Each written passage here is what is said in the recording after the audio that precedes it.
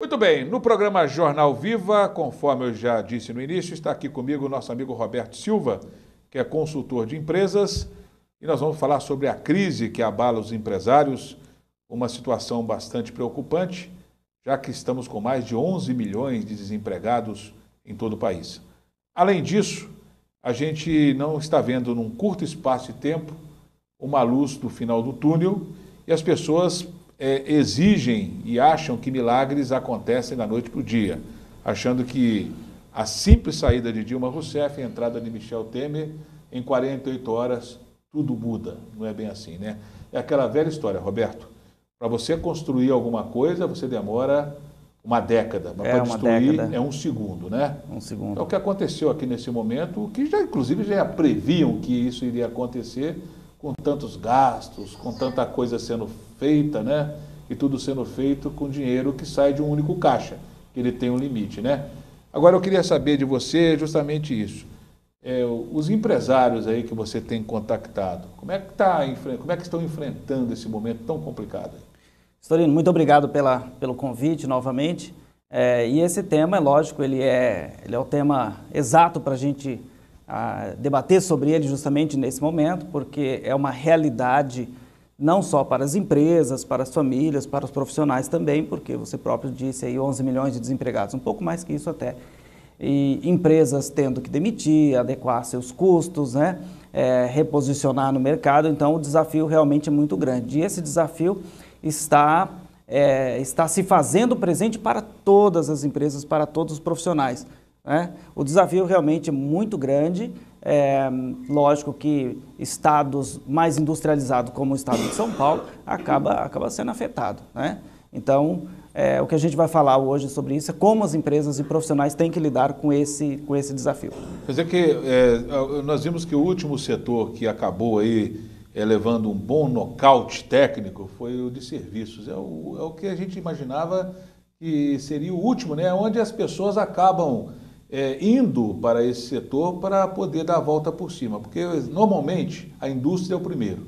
Sim. Em segundo é o comércio, né? Comércio. Em terceiro o serviço, quer dizer, em último é a agricultura. Na hora que chegar nisso, meu amigo, aí a coisa foi para o buraco de vez, né? Porque não tem jeito, ela segura a peteca, né? Agora, os serviços, por exemplo, é justamente você transportando uma mercadoria para tal local, é você vendendo, fazendo algum tipo de assessoria, isso são serviços, né? Sim. Os bancos são serviços também, né? Também, os bancos também.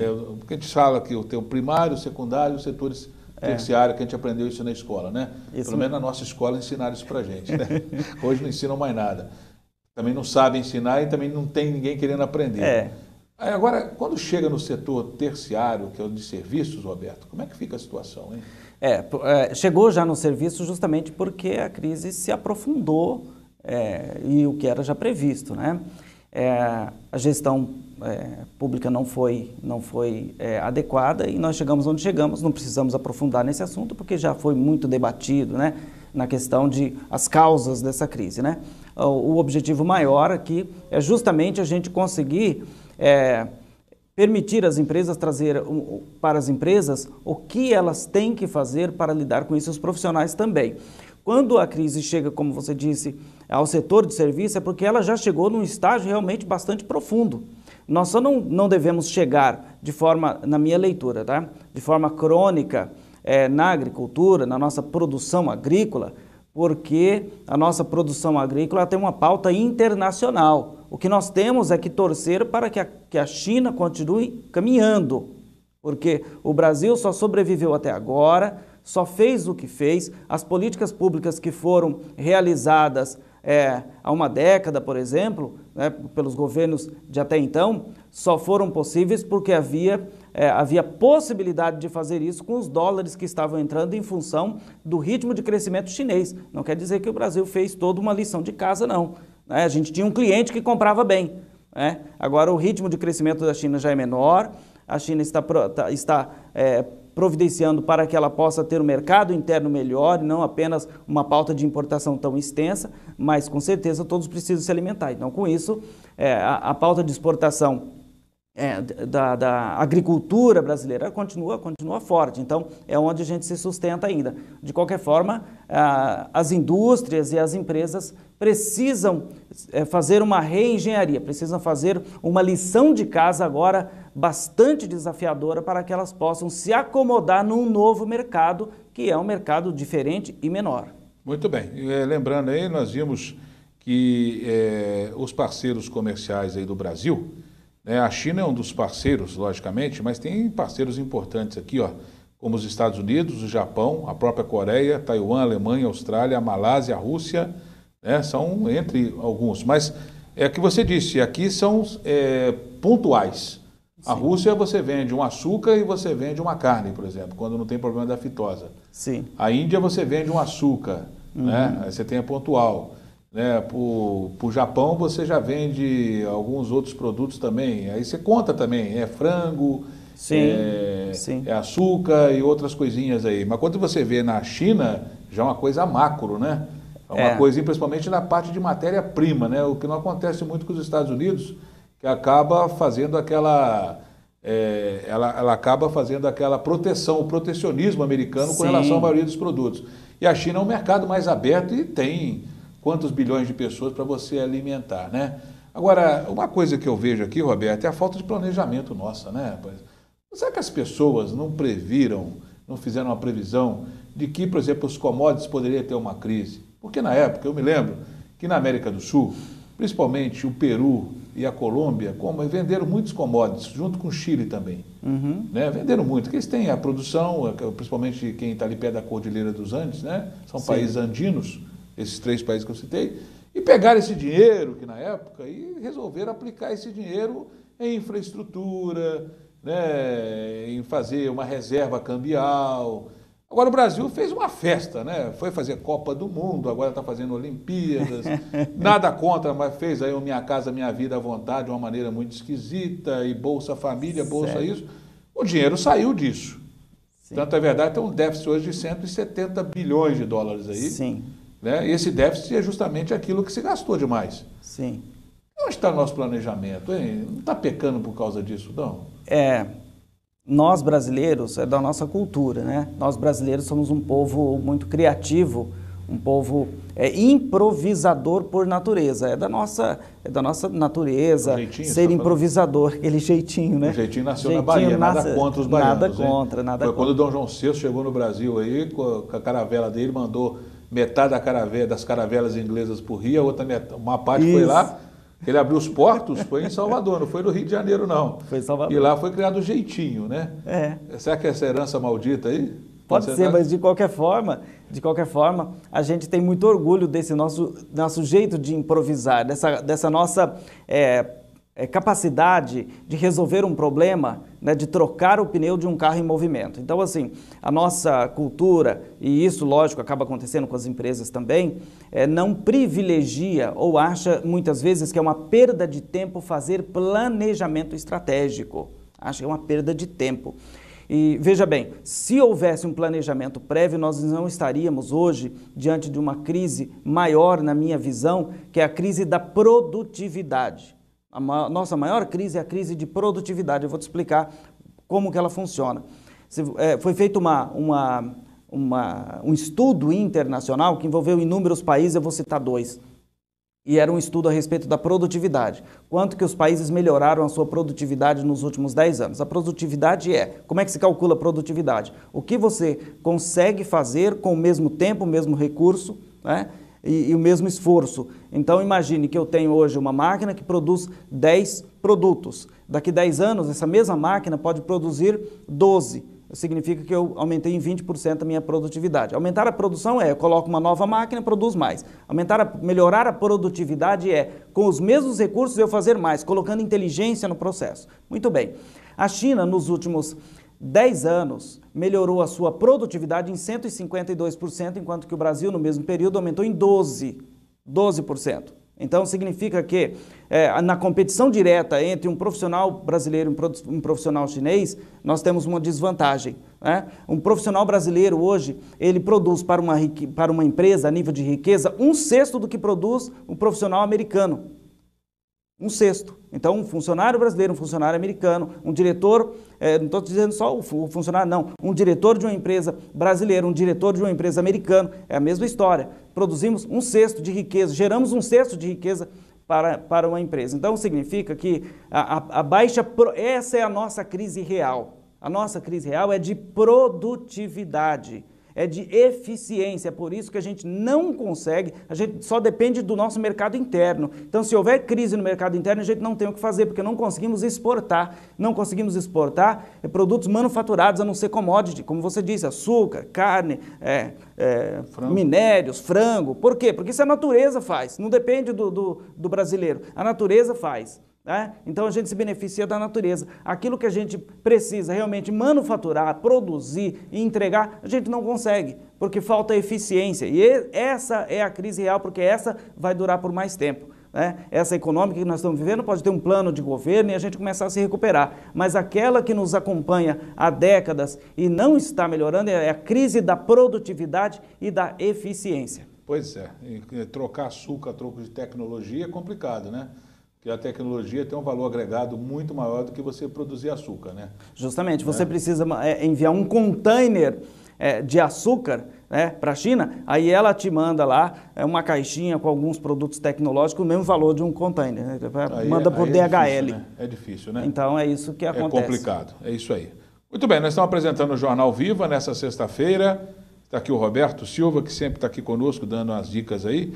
E daqui a pouco nós voltamos depois do intervalo, continuando com esse bate-papo aqui, nós vamos falar sobre as empresas locais aqui, vamos falar sobre a região de São José do Rio Preto. Incrível que eu vou te dizer, eu moro aqui desde 88 e era um dos poucos lugares do Brasil que a crise não tinha chegado de uma maneira mais forte, né? Porque ao contrário de alguns setores, por exemplo, hoje até Catanduva mudou muito, né? Tem uma diversificação de indústrias ali que vai se virando. Mas quando você pega a região de Limeira, por exemplo, antes de ter a parte do ouro ali, que era só laranja, quebrou a produção de laranja quando os mexicanos passaram a mandar suco por trem através da fronteira do Rio Grande com os Estados Unidos, e Miami também, na região da Flórida, começaram a plantar laranja e produzir suco, e aqui tinha que sair do Porto de Santos de navio. Aí você viu o que aconteceu, né? Hoje você vai falar de exportação de laranja, é uma coisa que não é tão expressiva, né? Justamente, então, é isso mesmo. Nesse raciocínio, a região aqui, ela sobrevivia por causa da diversificação que ela tinha de pequenas propriedades e médias propriedades. Né? Cada um produzia uma coisinha, isso. Mas hoje em dia, estou vendo que a coisa está complicada. Daqui a pouco a gente fala sobre a região noroeste do estado de São Paulo. Voltamos em seguida, depois do intervalo.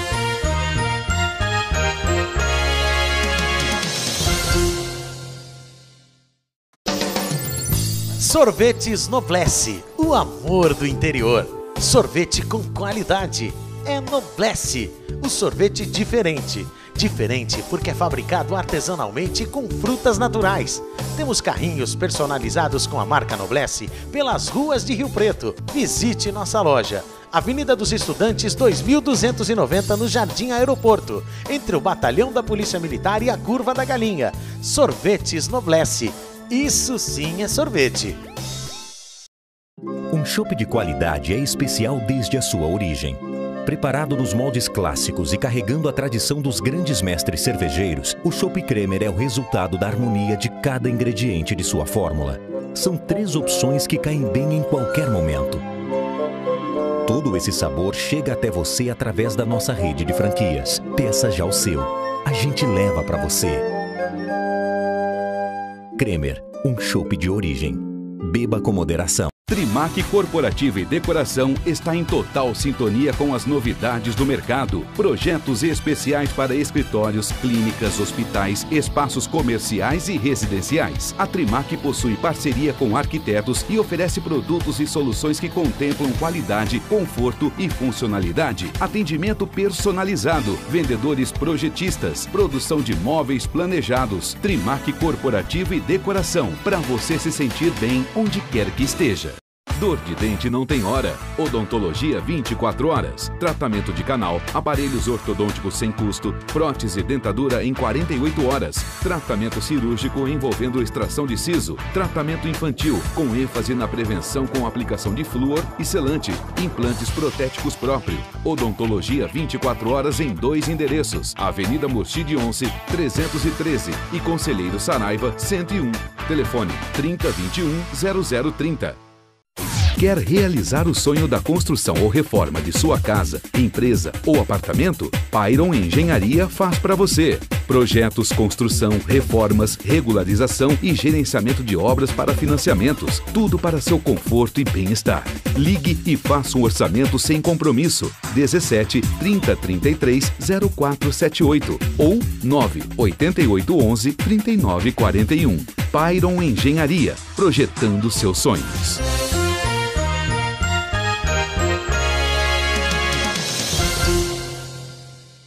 Estamos de volta com o nosso programa, aqui pelo canal 26 da NET. O Roberto aqui conosco. Roberto, eu falava da região, vamos agora mexer com o nosso torrão aqui, né? A gente sabe que as exportações aqui, elas não são uma coisa assim muito acentuada. Não são expressivas, né? Não são, né? A gente sabe que existem pontos aqui. Inclusive é uma região que importa mais do que exporta. E precisa de determinadas coisas aí. Vou falar de algumas ilhas que antes eram ilhas, vamos chamar assim de ilhas de excelência. De excelência. Né? Valentim Gentil, por exemplo, ilha de excelência. Sim, A Birigui, com suas calçadas, ilha de excelência. Sim. A própria Rio Preto aqui, com o setor de joias aqui, que é um setor que fica bem escondidinho, mas ele é bem expressivo. Excelência.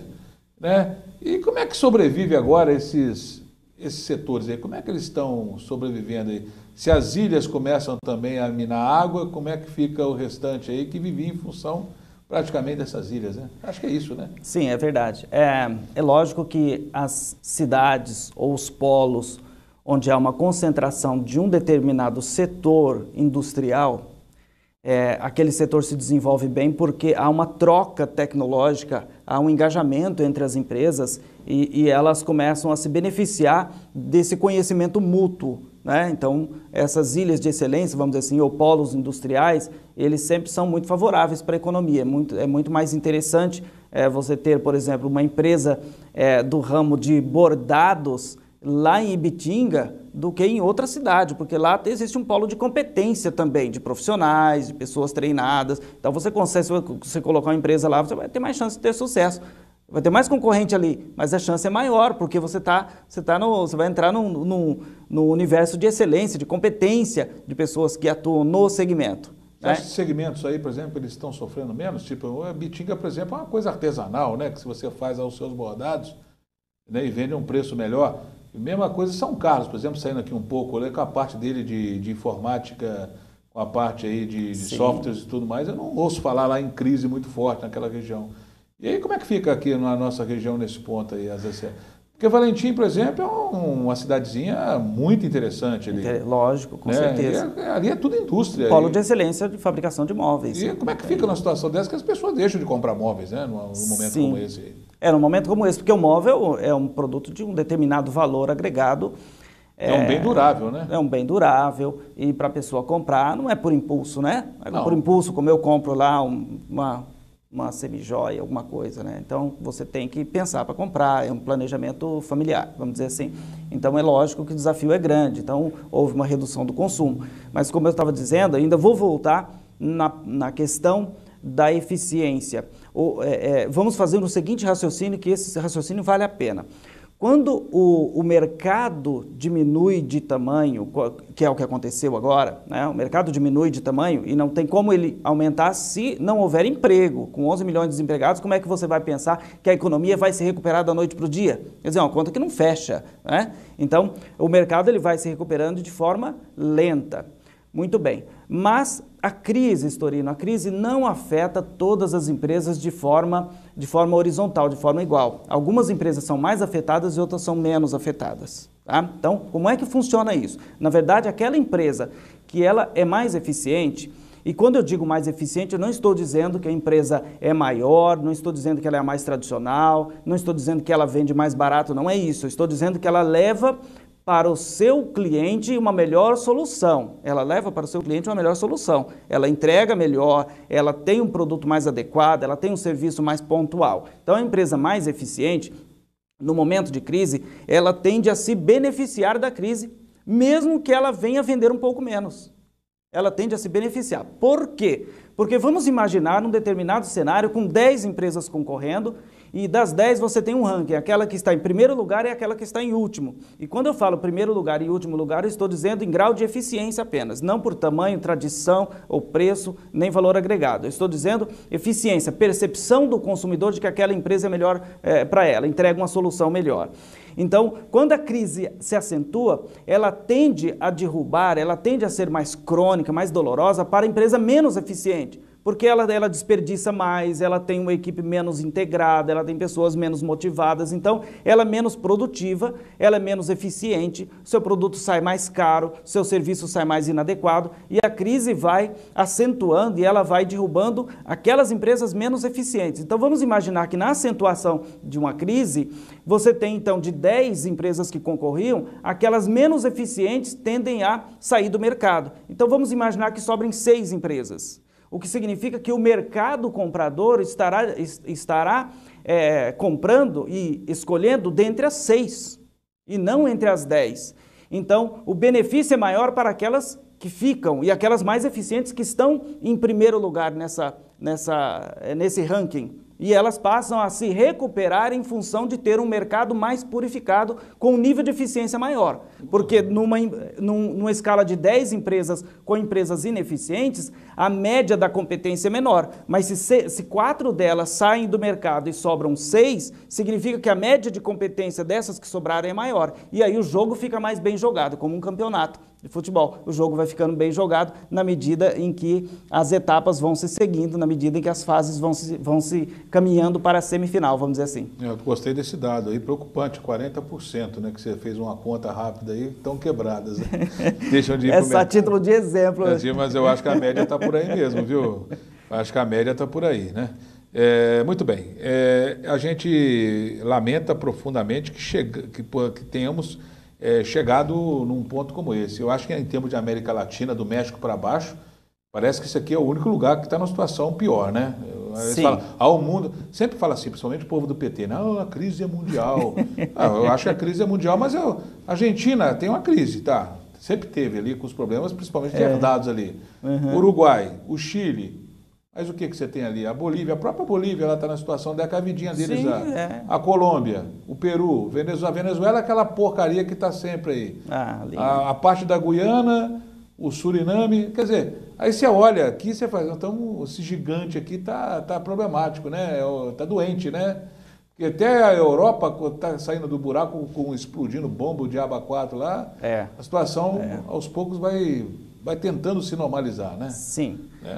Eu insisto, Storino, que a gente tem que fazer a nossa lição de casa no que diz respeito às empresas serem mais eficientes e os profissionais se comprometerem em ser mais eficientes também.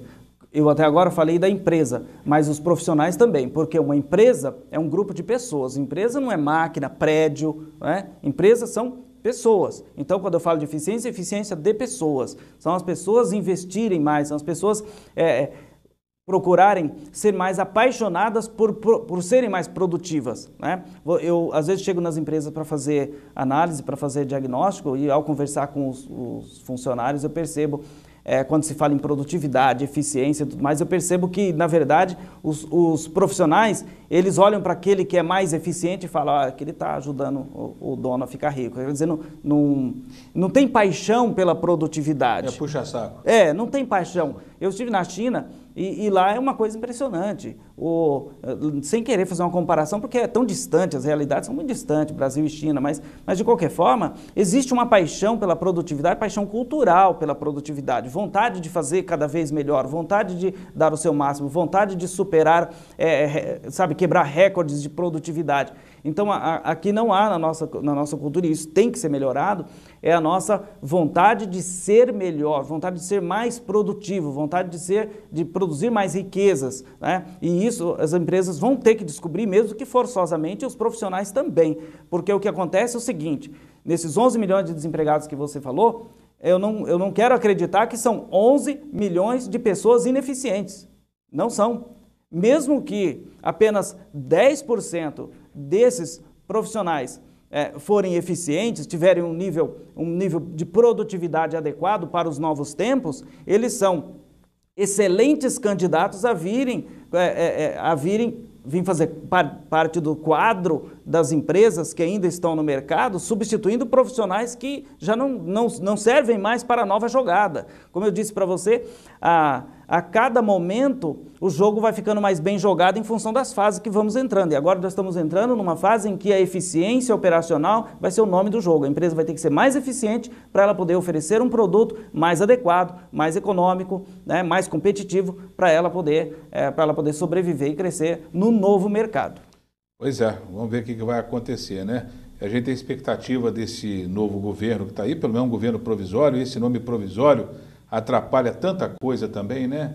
Esse sistema do Brasil aí, presidencialista, que é um sistema arcaico, ultrapassado, que ninguém usa. Você vê na Inglaterra agora, né? O Cameron sai, entra lá a Theresa May, resolve rápido. Resolve no minuto, já formou um novo gabinete, novo ânimo, né? Resolveram sair da comunidade europeia, é um direito deles, se quiser ficar, fizeram um plebiscito democrático lá.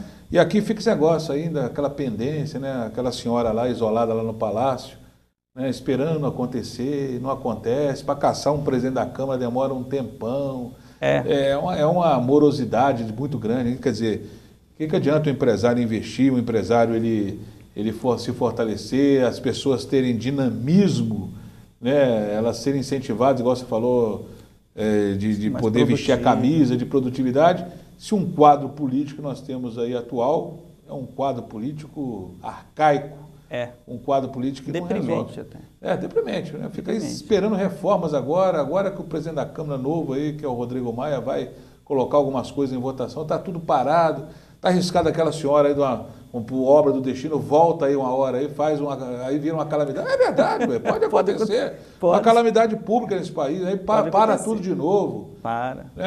Estamos tendo as Olimpíadas aí numa situação complicadíssima, o país quebrado com a Olimpíada, fizemos Copa do Mundo, Copa das Confederações, nada a ver.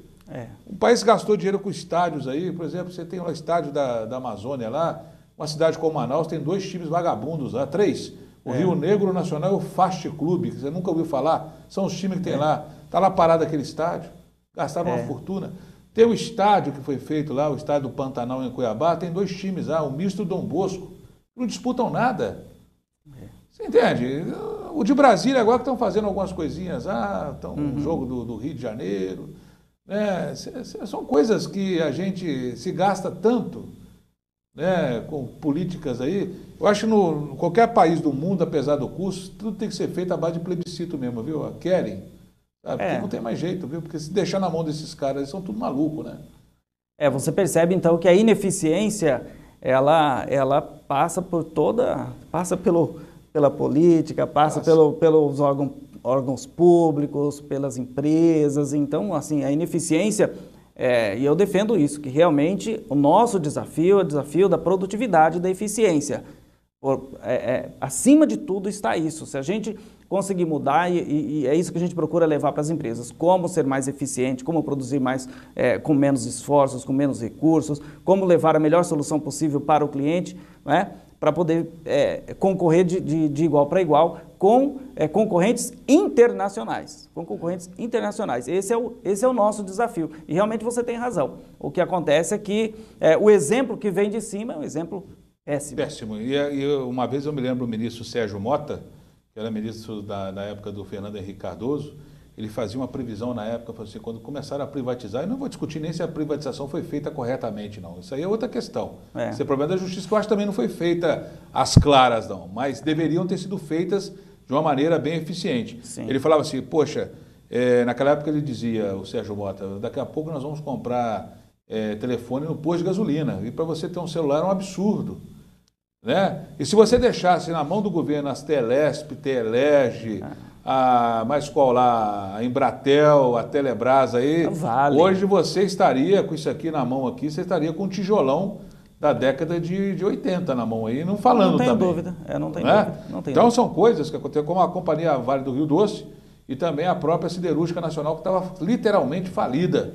Justamente. Né? Não estava produzindo nada. Então são coisas. E o pior é que você vê, essas ainda deram certo, algumas, tirando a Oi aí que está quebrada, mas se você pega, por exemplo, alguns setores, eles foram privatizados, mas foram privatizados e não deram o contraponto que deveria ter dado. Um delas que eu te falo é a ferrovia. Você vê as ferrovias aí, elas estão pisando no tomate e não estão do jeito que deveriam estar. Porque ferrovia você privatizou, eles têm que fazer 2 linhas, tem que fazer estações, colocar o trem de passageiro de volta numa linha mais segura, fazer um monte de... Nada disso foi feito. Não foi. Né? Você pega a América Latina Logística na região do Rio Preto, pegou a FEPAS a preço de banana, aí sim você mostra que está aí uma empresa que não é a 7ª maravilha do mundo. A MRS, que passa em Minas Gerais também, que transporta, pegou a central do Brasil, não é a 7ª maravilha do mundo. Agora você pega a Vitória Minas, que é a da Vale do Rio Doce, ela é super eficiente. Faz trem de passageiro, passa, nunca aconteceu um acidente, e ela está lá até hoje. Então é uma questão de gestão aí. Gestão. Tem exemplos, né? Tem exemplos. Tá certo. Roberto, mais alguma coisa para a gente fechar a nossa conversa aqui? Porque daqui a pouco eu vou ter que tomar um frontal aí, um Lexotan, né? Que é a coisa. O que eu quero dizer, tanto para os empresários quanto para os profissionais, que todo e qualquer momento, seja ele um momento de economia favorável ou desfavorável, é momento de oportunidade. Sempre existe oportunidade. Nesse momento, a oportunidade virá de braços abertos para as empresas e profissionais eficientes. E eficiência é fazer cada vez mais com menor esforço, com menor recurso, ter a empresa produtiva, ter um processo bastante produtivo, levar a melhor solução possível para o seu cliente, porque assim você vai ter a melhor solução. O jogo está ficando mais bem jogado, porque as empresas que eventualmente não vão continuar no mercado, a probabilidade é que elas realmente eram as menos eficientes. Então, se sobraram ou se sobrarão as mais eficientes, é porque o jogo será mais bem jogado. Então, não tem outra saída a não ser a busca intensa, diária e permanente pela produtividade e eficiência. Ok, então. Obrigado pela participação. Foi um prazer recebê-lo. Bom, o nosso programa fica por aqui. Nós voltamos na próxima segunda-feira. Eu desejo a todos um ótimo final de semana.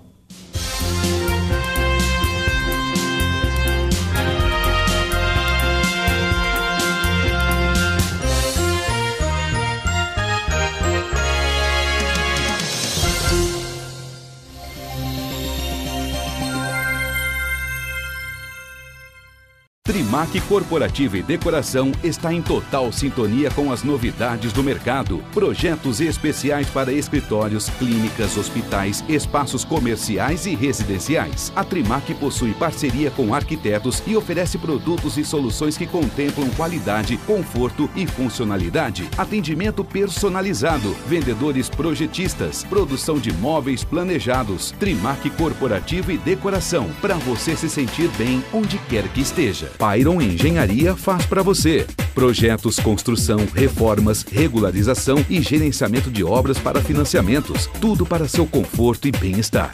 Ligue e faça um orçamento sem compromisso. 17 30 33 0478 ou 9 88 11 39 41. Pyron Engenharia, projetando seus sonhos.